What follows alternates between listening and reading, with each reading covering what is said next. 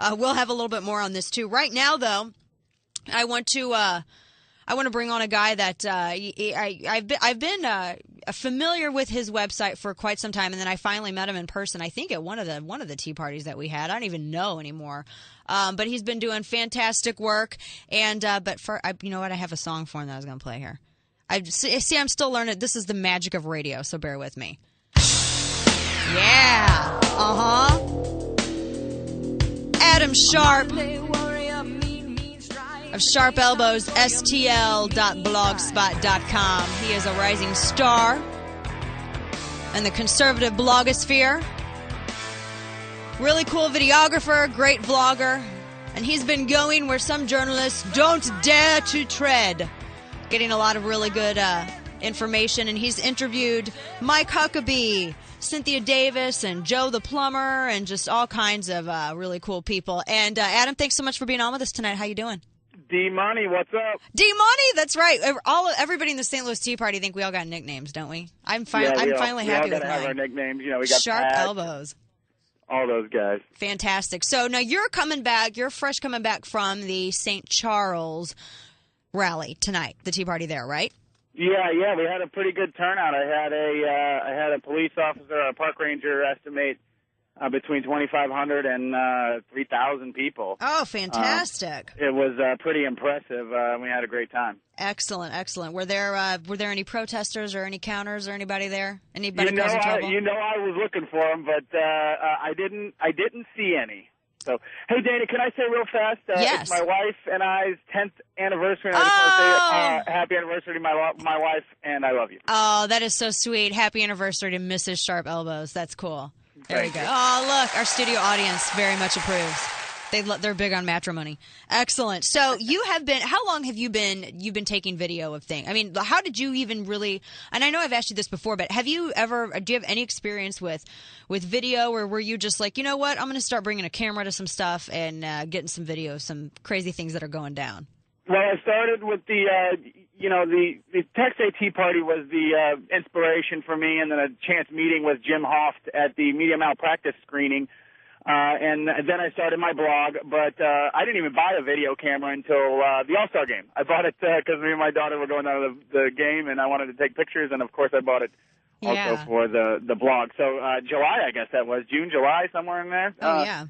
Now, you have gotten, I think, the first sort of big blow. Well, it was really the first town hall that went viral. It was the very first town hall that was featured on, well, besides Claire McCaskill's, I think that kind of started it off. But the first one that we had violence at was when Kenneth Gladney got beat down in the parking lot outside of the Melville High School, or the Melville Junior High, rather, there at Russ Carnahan's town hall.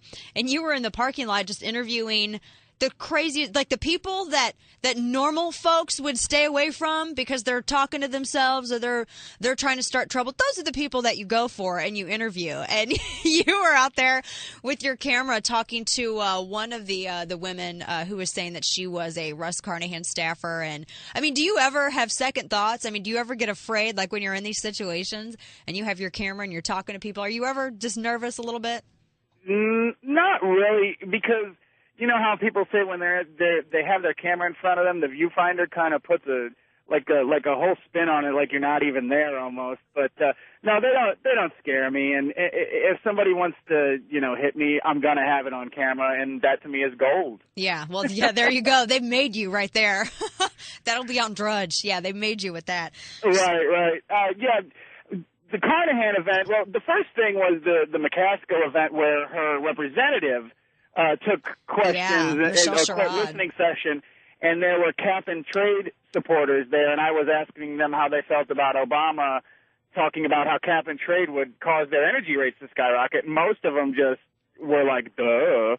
They didn't even know, or if they did know, they didn't care. Yeah, absolutely. That's so funny to me because I've watched all your videos, the ones that you have up on your website, Sharp Elbows STL. .blogspot.com. You just need to get sharpelbows.com is what I think. Well, just Google sharpelbows.com. Somebody owns that, I think. And Sharp Elbows at Blogspot is a dead guy, I think. He hasn't updated in years. So just Google Sharp Elbows. And you'll come up. But you have interviews up here right now. Well, first you have some coverage of the Ed Martin announcement. I like the Obama kids at the Ed Martin rally, the video that you have there. That's hysterical. Yeah, these parents sent their little kids out with the Obama stuff on. But you also have interviews with Joe the Plumber and Mike Huckabee and Cynthia Davis, who's taken a lot of heat from liberals in this area. They've just really gone after her. And, I mean, it's really – I mean, you have no qualms whatsoever about getting out there with your camera. And, I mean, you do a good interview. And it's just like – I mean, have you had any journalism training? No, I didn't even go to college, hon. Anyway, my wife's laughing in the background. Anyway, I actually saw Cynthia Davis this evening at the St. Charles thing, and I tell you what, that when I caught Mike Huckabee, it was almost scary how easily it was for me to get to him. Wow. I mean, this guy's a presidential candidate. I didn't have a ticket to this event. I didn't have anything. I just walked right in. I was invited by one of the people that were there, but nobody else knew who I was or whatever. I walked right up to the governor and Joe the Plumber and started talking to him. Wow, unbelievable. Well, I mean, you're doing such a good job, and I like, I think one of the things that you do for a lot of people is you show them that, look, you don't have to go to these overpriced J schools. You don't have to go and I think that's how fringe media tries to get people. They try to say that, oh, well, we are the ones that have the training. We're the only credible people that can give you the news, even though they're the people whose reputations are the most suspicious. They're the ones who are giving us a one-sided message. And people like Mike Flynn from Big Government, and then what you do is show that you can be anybody, and you can go out there with a camera, and you can go out there with some questions or just the desire to show the truth and make news yourself, get it done, and get the truth out there. And I think that's what's so cool. I mean, what has been your overall experience in going out there and doing this? I'm having a hell of a great time. I love it. I love to get to these events. I love to talk to people. And I think Mike Flynn was right when he talked about we're almost, not me personally, but sites like Big Government and Breitbart, we're almost show prep for the mainstream media at this point. Oh yeah. They almost take their cue from us, not us, but the bigger blogs and things like that. They pick and choose what they want to report, and that's why I think our thing, the blogger thing, is really blowing up, because they pick and choose what they want to report, and the people don't get the real news, so they have to seek it out somewhere. Because it's just like anything, supply and demand.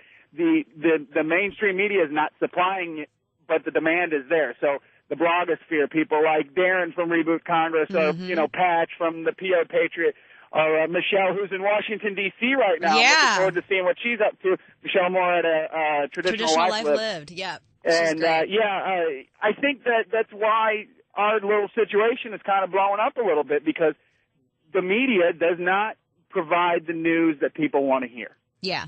No, absolutely. I completely agree with you on that. Adam Sharp, Sharp Elbows, STL.blogspot.com. I'm going to turn up your music again. This is just, I should tell Kevin that. Hey, Kevin, by the way, thank you so much for doing what you're doing and getting out there. And I know we're going to be seeing a lot more from you. And we're really thrilled to have you a part of the Dana Radio crew. We're going to have you and Jim Durbin at 24 State. We're going to have some information about you guys up on 971talk.com on the Dana Show page. So thanks a lot, Adam. And we'll be talking to you every week now. Sounds great, Dana. All right. You take care. Have a great rest of your night there. All right. Bye-bye. Bye.